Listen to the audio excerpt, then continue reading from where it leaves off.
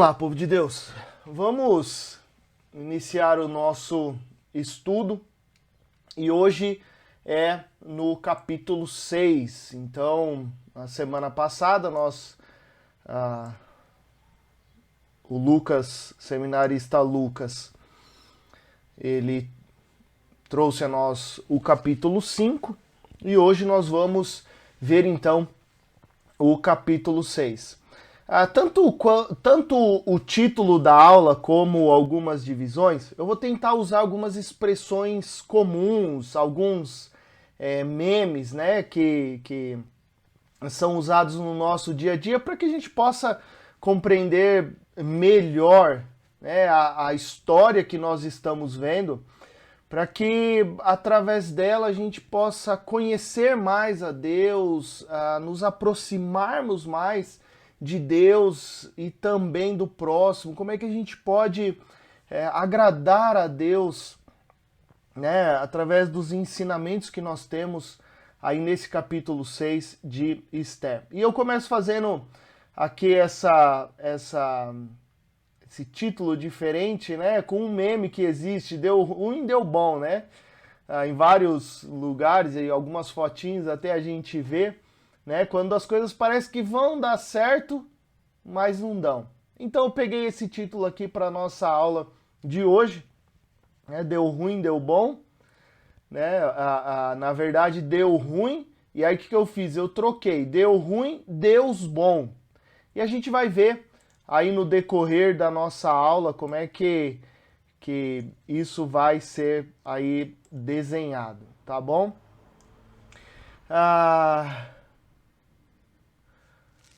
Nós precisamos relembrar aí algumas coisas, né?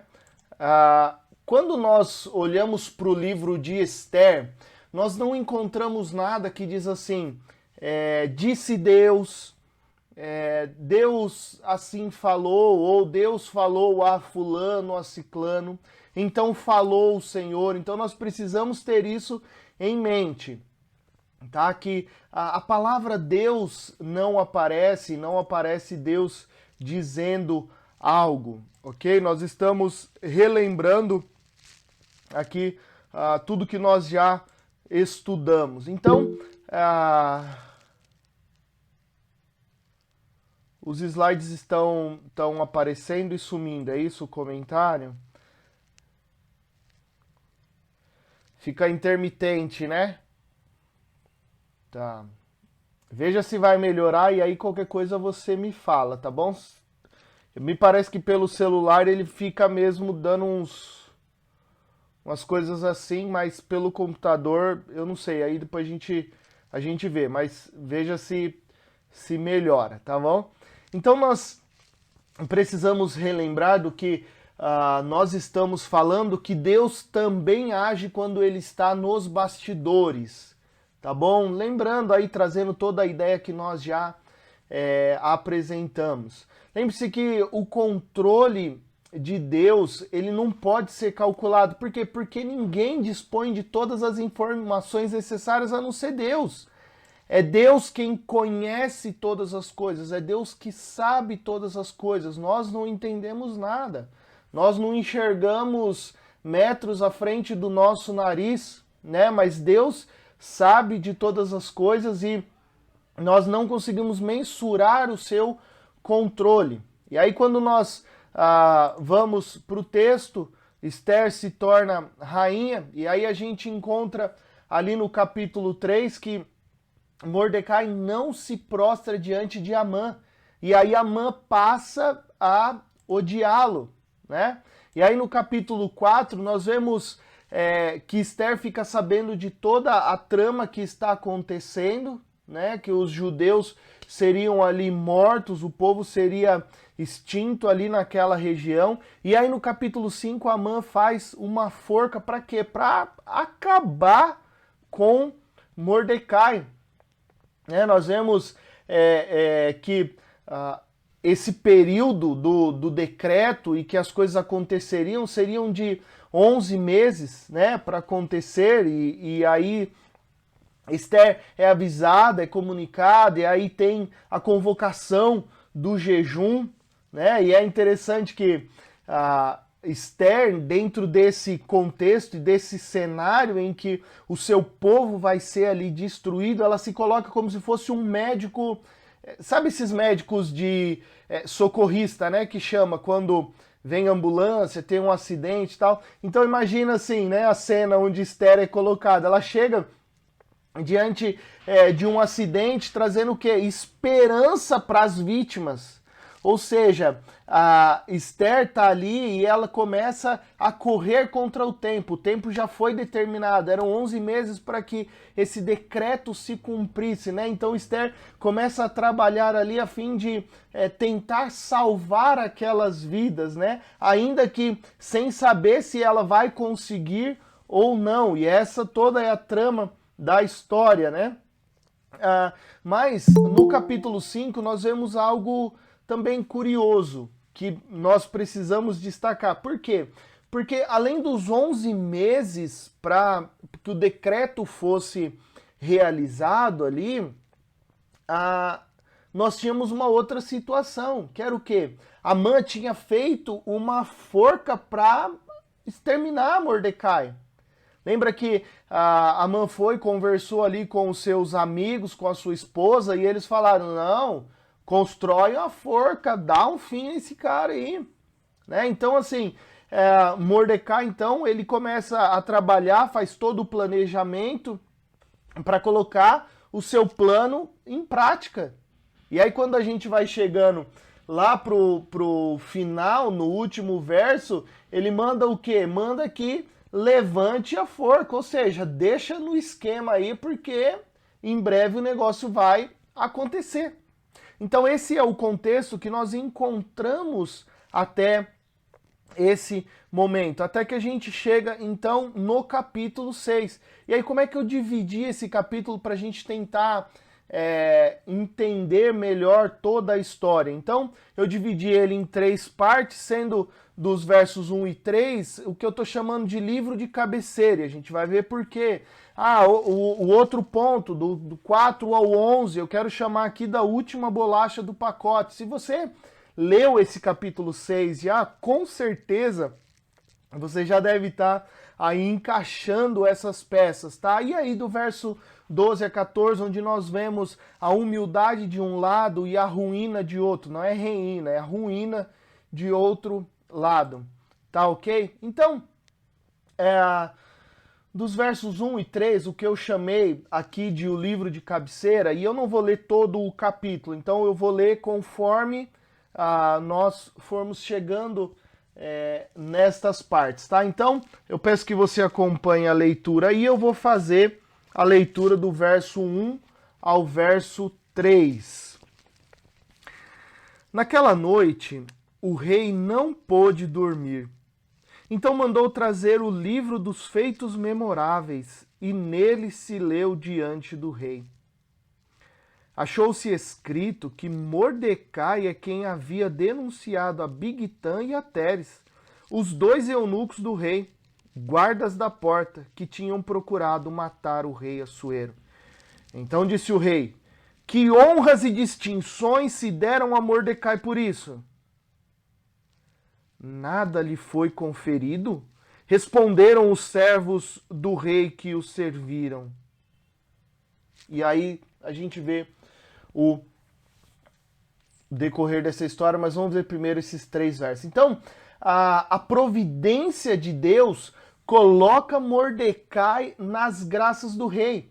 Veja que a princípio nós encontramos que ele fica lá na porta, ele vai e denuncia, mas até então o rei não sabia disso, mas veja como é interessante, a providência de Deus foi quem colocou Mordecai nas graças do rei. Lembre-se, meus irmãos, a palavra de Deus, ela é maior do que qualquer outra palavra. Deus está acima de tudo, Deus está acima de todos, tá? E nós vemos Deus agindo. E aí nós vamos ver algumas características e algumas coisas interessantes a respeito deste trecho que nós vemos aqui. Nós vemos que o rei não conseguiu dormir. É interessante porque aqui ele coloca que o rei não pôde dormir, mas a palavra no original aqui é fugiu. É interessante, né? Porque entende-se que o sono do rei fugiu. Então, naquela noite, o sono do rei fugiu. Então, dá a entender o quê? Que ele até estava tentando dormir, mas o sono não veio. E é curioso nós pensarmos, né, que ou ele dormiu um pouco, ou ele acordou durante a madrugada, ou simplesmente ele não dormiu a noite toda. Né? Nós ficamos aí com as nossas imaginações, pois o texto não mostra, né, esses detalhes. Por quê? Nós vamos ver mais para frente que foi pela manhã que as coisas começaram daí a decorrer. Então não sabemos dizer se ele passou a noite inteira acordado, se foi um período próximo de amanhecer, né, do amanhecer. Então, enfim, nós sabemos que pelo agir de Deus aquele homem perdeu o sono fugiu, Deus tirou o sono daquele homem. E é claro, né, meus irmãos, que tudo isso estava nos planos de Deus. Mas é interessante porque não somente tirar o sono, mas o interesse do rei por ver o livro dos feitos memoráveis, o livro das memórias, né? E assim, nós temos que pensar que ele era um rei, Assuero era um rei, vivia ali dentro do seu palácio, com todo o seu conforto, então ele podia muito bem pedir para alguém tocar um instrumento, pedir mais comidas, apesar dele ter acabado de sair de um banquete, mas ele podia pedir mais comida, mais bebida, ele podia pedir para alguém fazer uma massagem relaxante para ele tentar dormir, mas não. Dentro das providências e do plano que Deus tinha traçado, então ele pede que busquem o livro memorável, né? Alguns estudiosos, eles vão até colocar que talvez o interesse do rei fosse para que, começando a ler o livro, ele pegasse no sono, né? Talvez se o rei fosse igual eu, que na terceira página eu já dormi, né? Então, o livro para mim, para eu ler deitado, para mim é um sonífero fantástico.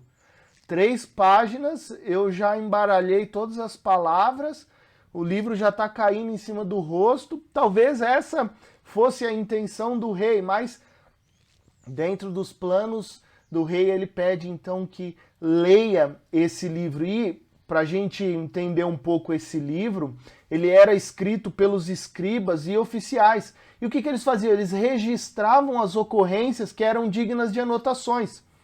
Se você já trabalhou em fábrica, ou, vamos lá, o Carlinhos aí, eu não sei se tem mais algum diácono, mas os diáconos da IPT, ou se você trabalhou em fábrica, sempre tem ali um livrinho, né, onde ficam registradas as ocorrências relevantes.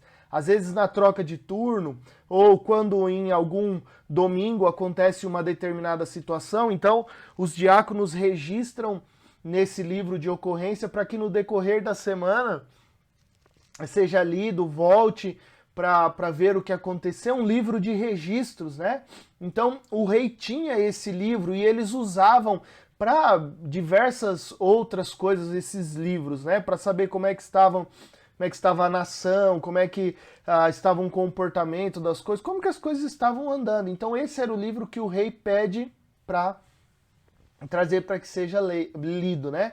E nessa leitura, lembre-se, meus irmãos, eu vou repetir isso por várias vezes, os planos de Deus, a providência de Deus, porque isso está fervendo em evidência dentro desse nosso estudo em Esther. Então, dentro do plano de Deus, nessa leitura que foi selecionada, então ocorreu, né, a situação que foi com Mordecai.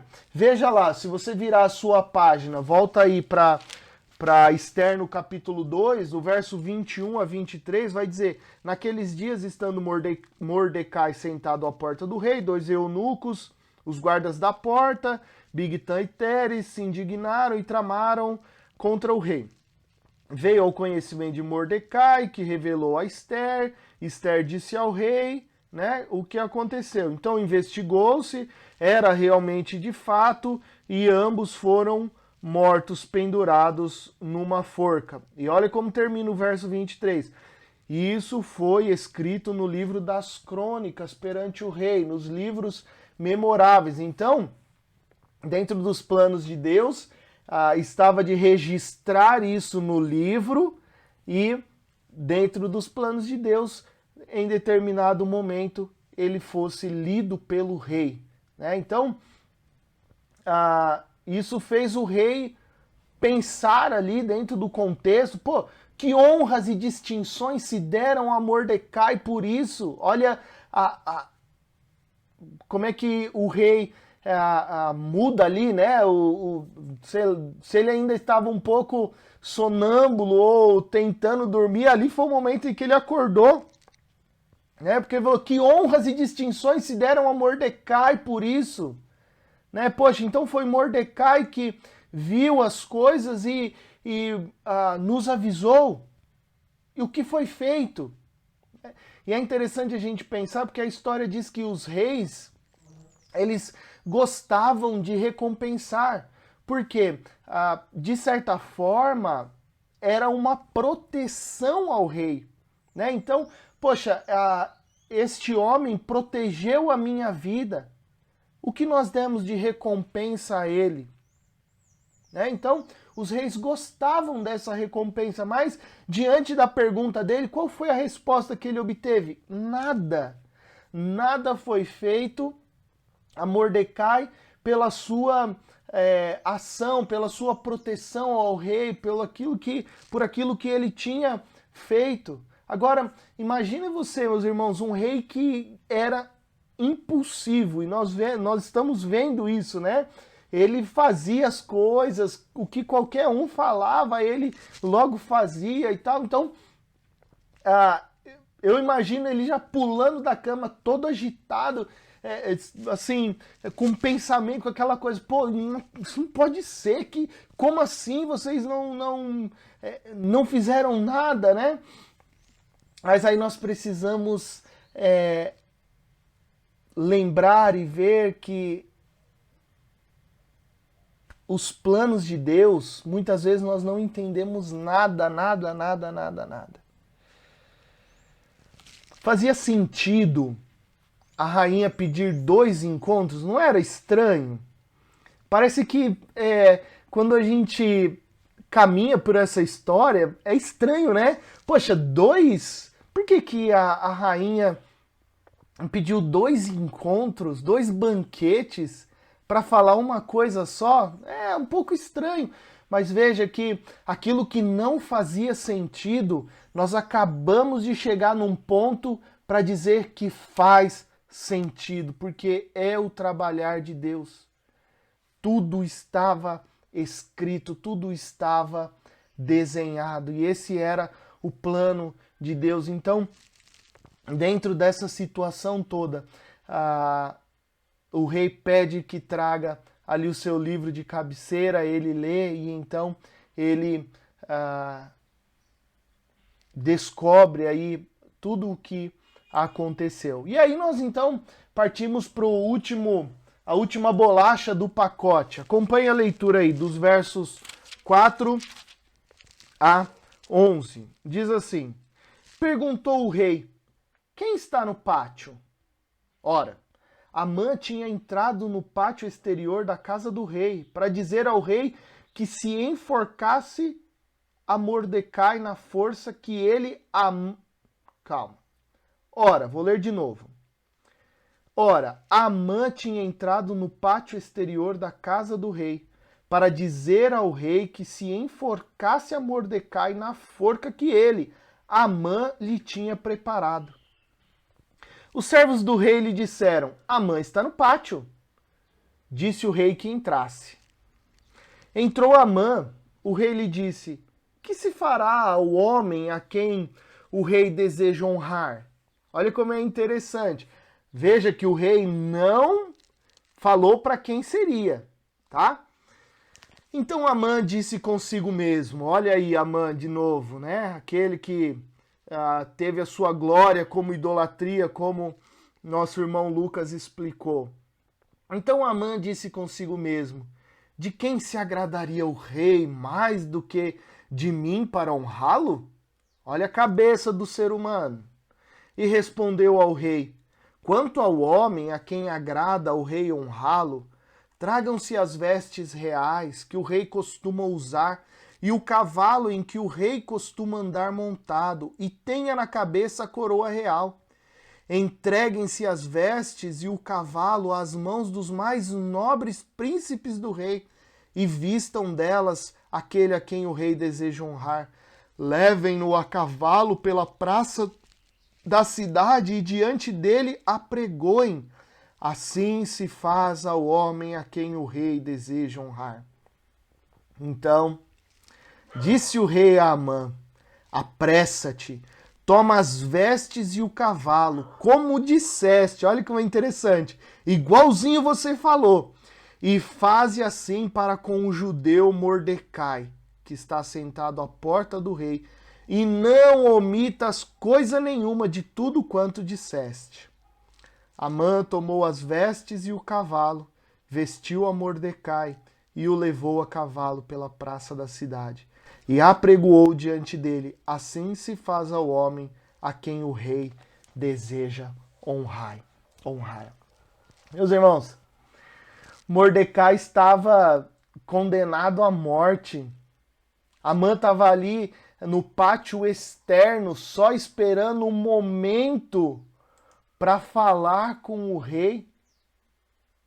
E é interessante porque nós vemos que a última bolacha do pacote, o cara tá se achando.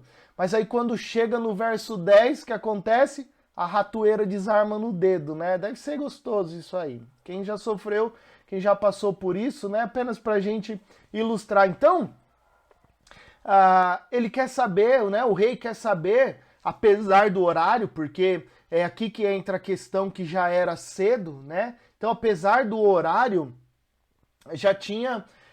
ele pergunta se já tinha alguém, né? Tem algum conselheiro no pátio? Por quê? Lembre-se que tudo que ele ia fazer, ele perguntava para os seus conselheiros. Então, ele queria saber se tinha alguém ali, né? Aqueles que desejavam algo do rei, né? Pedir algo do rei, suplicar por alguma coisa, eles apareciam logo cedo e ficavam ali no pátio externo, até que fossem convocados pelo rei para quê? Para uma conversa, para então eles se apresentar. Os irmãos se lembram como que o rei ficava ali no pátio e tal, e que aquele que aparecesse na presença do rei sem ser chamado era morto, né? E Esther arriscou a sua vida com isso, mas eu imagino que Amã não gostaria de correr esse risco. Então ele estava ali no pátio esperando o que? O rei chamar. Porque ele queria colocar ou avisar o rei, ou falar do rei, como nós lemos aqui, a respeito do seu plano. A forca já estava pronta para Mordecai, né? Eu fico imaginando que Amã também não dormiu, contando segundos para encontrar com o rei, pedir autorização para falar: ó, vou assassinar Mordecai. Eu imagino que Amã também não dormiu, mas para tramar ou para matar Mordecai, né? E dentro dos planos de Deus, novamente, Amã estava ali logo cedo. Então o rei fala: ei, chega mais, vem para cá, deixa eu conversar com você. E lá vai a última bolacha do pacote, né? O cara, se sentindo honrado. Tudo estava caminhando perfeitamente dentro do plano dele. Ele apareceu cedo no pátio, e aí o rei chama ele para uma conversa, né? Então, imagina, agora eu fico imaginando, às vezes eu dou umas viajadas quando eu leio alguns textos, né?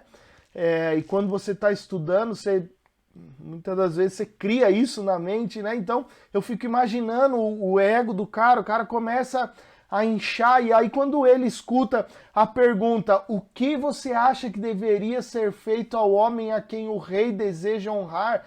Ou seja, o rei tem prazer em honrar e ele vai honrar alguém. O que deve ser feito? Ah, meus irmãos, o cara não coube, né, dentro dele ele mesmo. Você imagina diante dessa pergunta, o entusiasmo, a alegria, o sorriso que estava, né, que ele apresenta, o cara ia estourar. Sabe aquela coisa assim, não cabia mais nada dentro dele. Ele mesmo, o próprio ego ia fazer ele estourar, né? Agora você imagine ganhar uma honra, né? A ter a honra, né? Imagina você ganhar, né? Essa honra é como se fosse ganhar uma estatueta do Oscar para quem é ator, ou talvez a bola de ouro para os jogadores.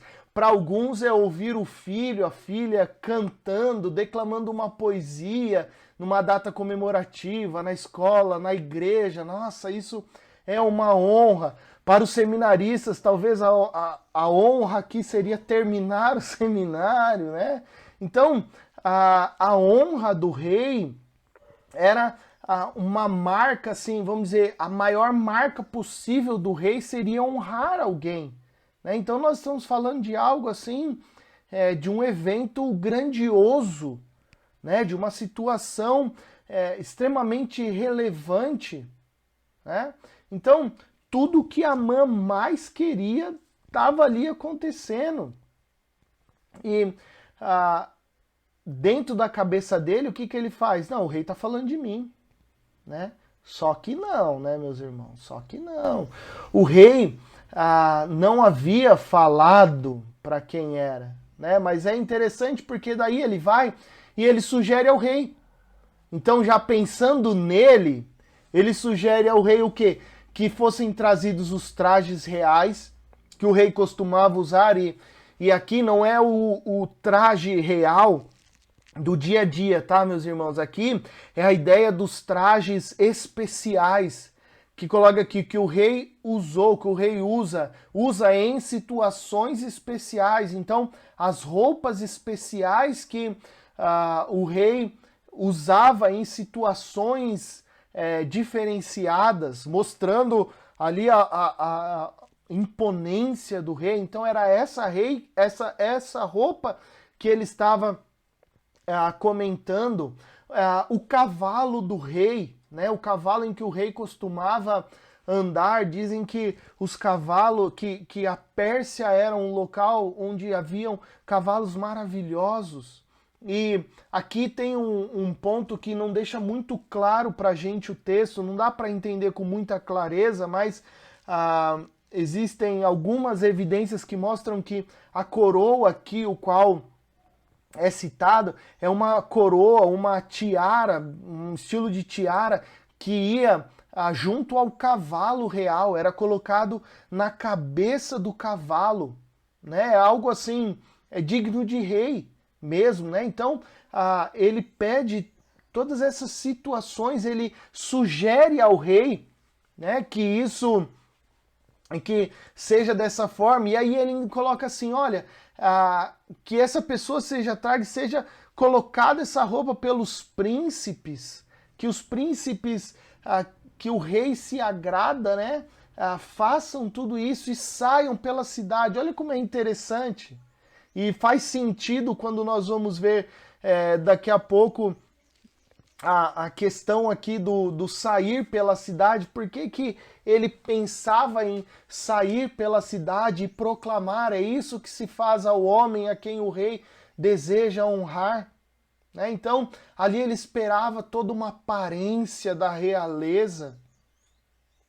Né? Então, veja tudo o que passou pela cabeça de Amã. E veja que Amã não precisava de dinheiro. Amã era rico. Amã tinha posses.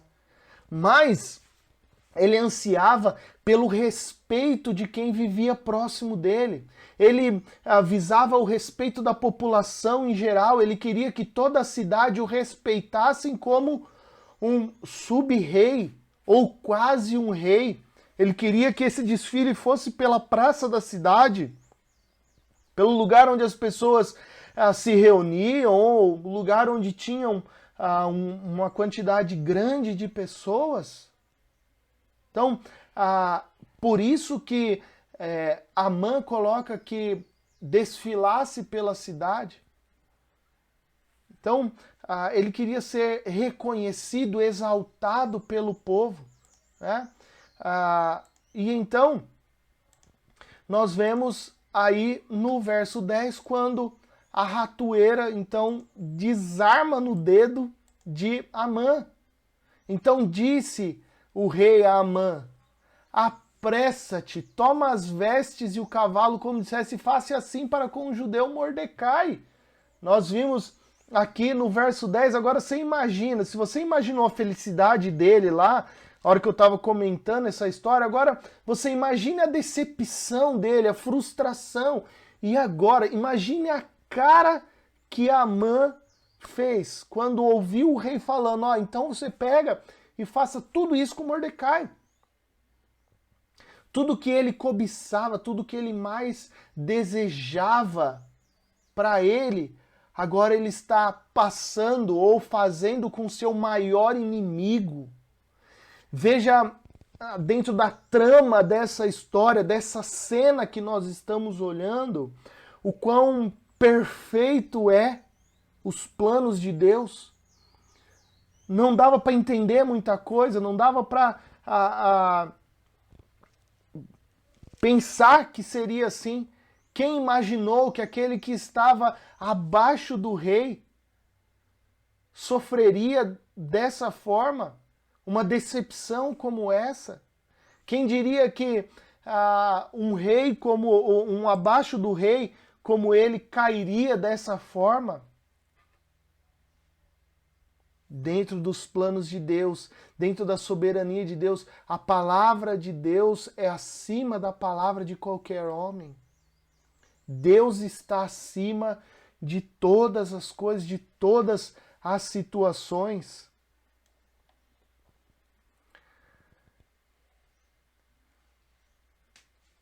Agora, quando nós vamos para o verso 11, Amã tomou as vestes e o cavalo, vestiu a Mordecai e o levou a cavalo pela praça da cidade e apregoou diante dele: assim se faz ao homem a quem o rei deseja honrar. Veja como é interessante essa história que nós estamos vendo aqui a respeito da soberania de Deus. E aí a gente vai caminhando, então nós chegamos no verso 12 ao verso 14, que eu quero ler, e eu peço que você acompanhe a leitura aí. Depois disso, Mordecai voltou para a porta do rei, porém Amã se retirou correndo para casa, angustiado e de cabeça coberta. Contou Amã a Zeres, sua mulher, e a todos os seus amigos tudo quanto lhe tinha sucedido. Então os seus sábios e Zeres, sua mulher, lhe disseram: se Mordecai, perante o qual já começaste a cair, é da descendência dos judeus, não prevalecerás contra ele, antes certamente cairás diante dele. Azedou, hein? Azedou.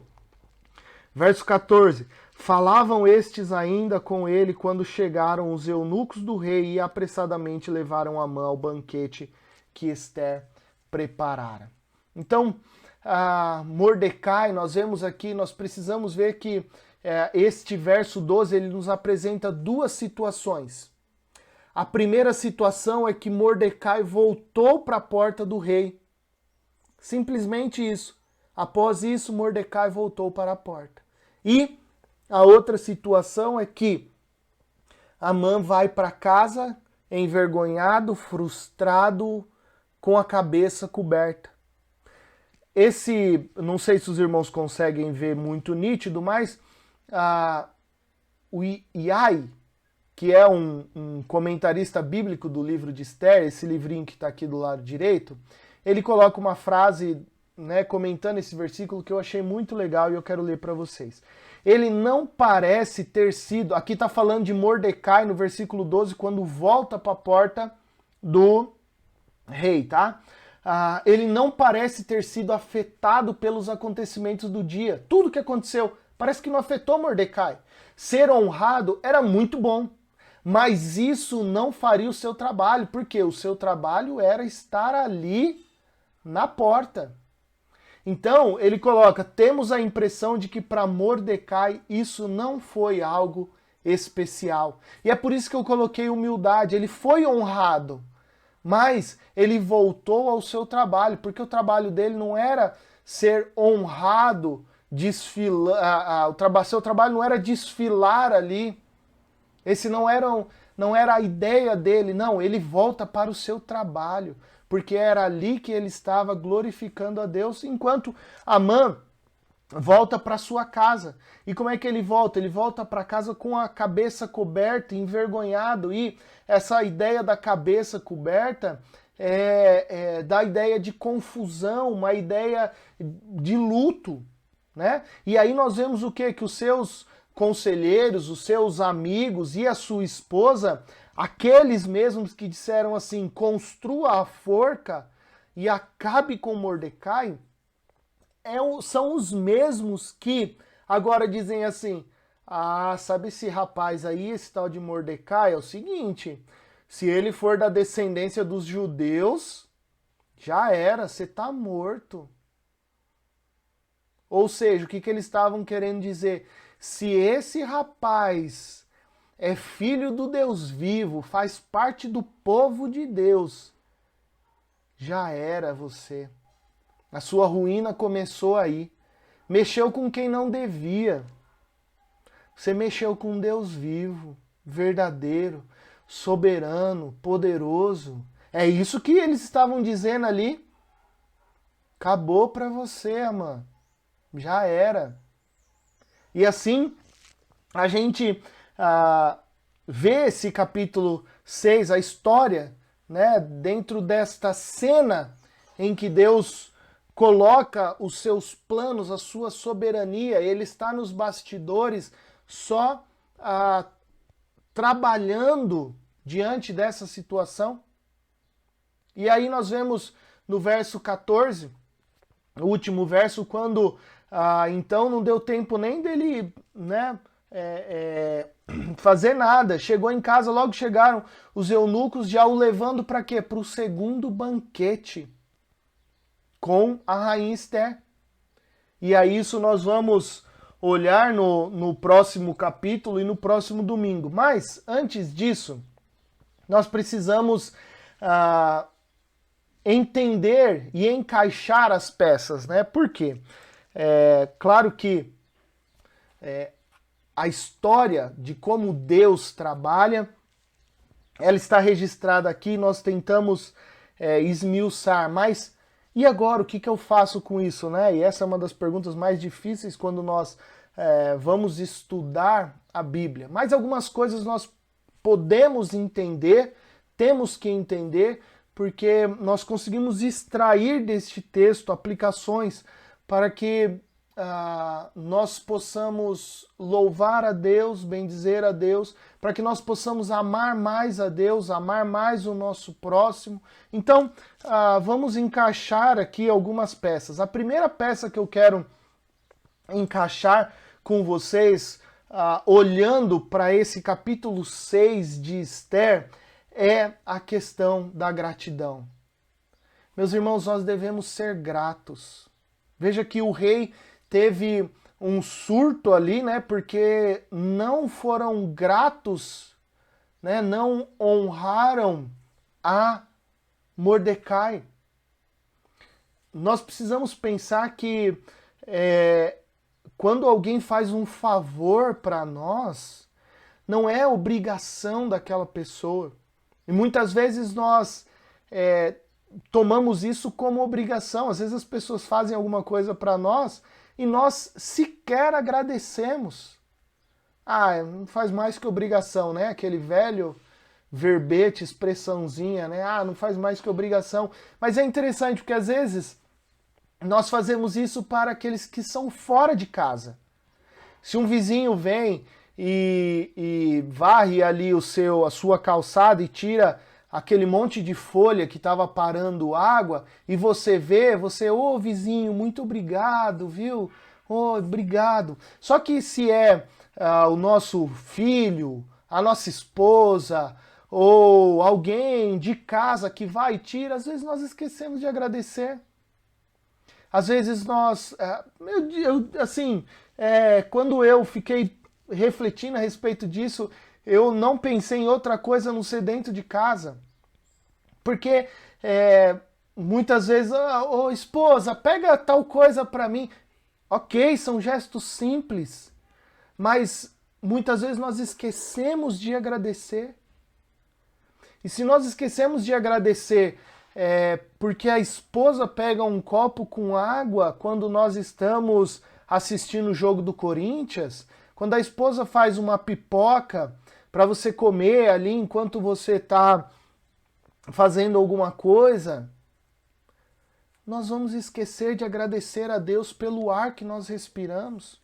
Nós vamos esquecer de agradecer a vida que Deus nos dá. Nós vamos esquecer de agradecer a Deus porque nós conseguimos levantar da cama e pisar no chão.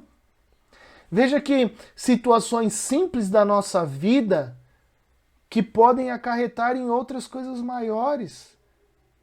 O nosso Deus soberano sobre todas as coisas, nós passamos às vezes o dia todo sem sequer agradecer a Ele pelo que Ele fez ou pelo que Ele faz, sem contar aquelas coisas que a gente não tem noção e que nós não agradecemos a Deus porque nós achamos que as coisas não estão caminhando bem, hoje não deu nada certo.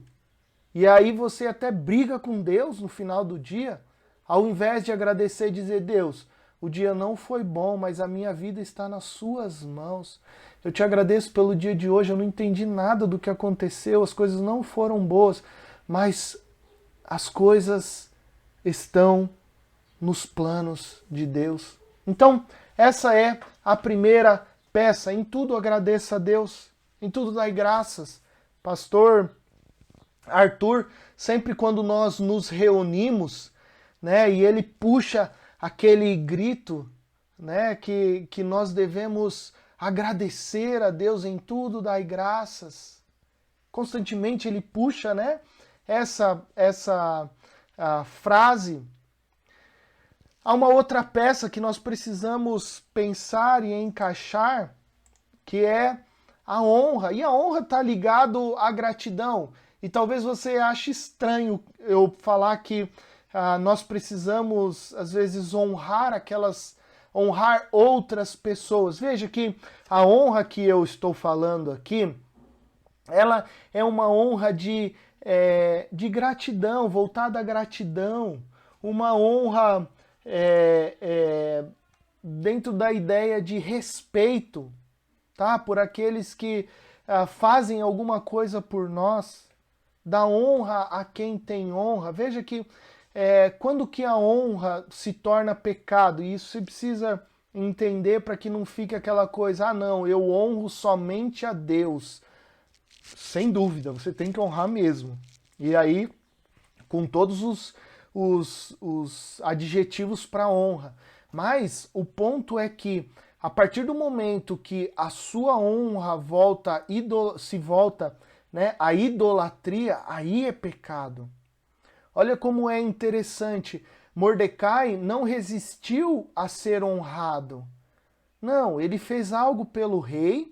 O rei disse assim, não, eu vou honrá-lo, eu vou agradecê-lo, eu vou colocá-lo em evidência. Mas olha como é interessante esse tipo de honra que nós estamos comentando, uma honra com humildade. Por quê? Porque depois de tudo aquilo que aconteceu, ele desfilou no cavalo do rei com roupas reais, coisa linda e maravilhosa de se ver.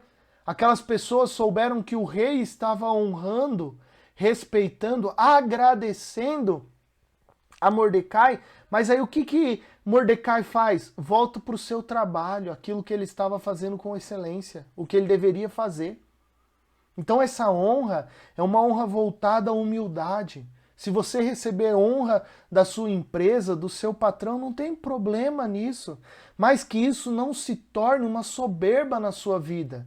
Porque eu fui considerado o melhor funcionário da empresa, então eu passo a maltratar as pessoas, eu passo a não ter gratidão por aqueles que me ajudam no dia a dia. Não sei se está dando para entender o sentido da honra que eu estou dizendo. Nas medalhas dos atletas, geralmente vem escrito honra ao mérito. Ele se esforçou, ganhou uma corrida e então ele carrega uma medalhazinha, honra ao mérito, honra pelo esforço que ele teve, mas aquilo precisa mostrar e trazer humildade, tá bom? Há uma terceira peça aqui que nós temos que encaixar na nossa vida, que é a mão do Senhor. Dentro desse capítulo 6, nós vemos a mão do Senhor e é aquela coisa, né? A mão invisível do Senhor, porque nós não vemos e muitas vezes nem entendemos, né? Mas esse mesmo autor que eu coloquei o livrinho aqui, ele coloca um exemplo muito interessante, porque ele coloca que quando nós olhamos por uma janela, nós não vemos o vento.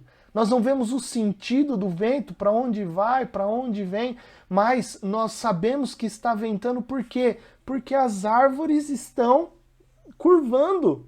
Então nós sabemos que o vento está ali. E nós precisamos entender que a mão do Senhor está operando, está trabalhando, Deus está agindo, Deus está no controle das coisas. Deus está no controle da pandemia, Deus está no controle do retorno das atividades na igreja, Deus planejou para que o retorno seja no dia 13, se assim acontecer, e se não acontecer no dia 13, não é porque Deus falhou, é porque nós nos enganamos, porque nós não sabemos as coisas, porque é Ele quem sabe de todas as coisas.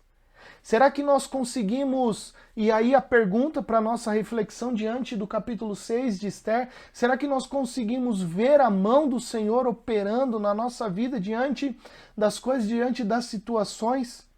Será que diante das angústias, das aflições que a gente passa no nosso dia a dia, e isso todos nós vamos passar, há momentos na nossa vida que parece que nada dá certo, que nada vai, tudo que eu faço, tudo que eu coloco a mão quebra. Se eu segurar alguma coisa, vai escorregar da mão e vai cair.